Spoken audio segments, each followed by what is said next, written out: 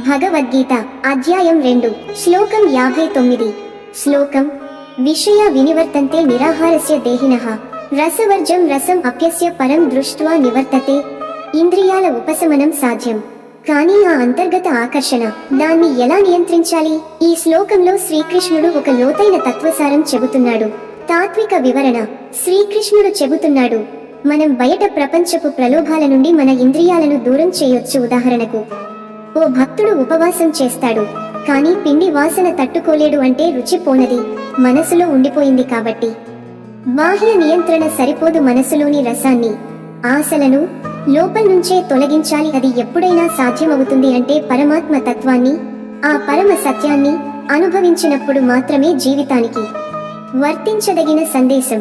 మనిషి తన ప్రవర్తనను బలవంతంగా నియంత్రించొచ్చు, బాహ్యంగా తీర్చిదిద్దుకోవచ్చు, కానీ లోపల అసంతృప్తి ఉంటే అది అలా బయటపడుతుంది. అట్టి అసంతృప్తి వాడి జీవితం మొత్తాన్ని గందరగోళంలోకి నెట్టవచ్చు. కాబట్టి మానసిక మార్పు, అంతర్గత బోధ, పరమార్థ జ్ఞానం అవసరం. ఉదాహరణగా, ఒకరి చేతి నుండి మొబైల్ తీసేస్తే అతను కనుక బహిరంగంగా ఉపయోగించకపోయినా మనసు మాత్రం సోషల్ మీడియాలోనే తిరుగుతుంది. అదే ఈ శ్లోకం చెబుతున్నది.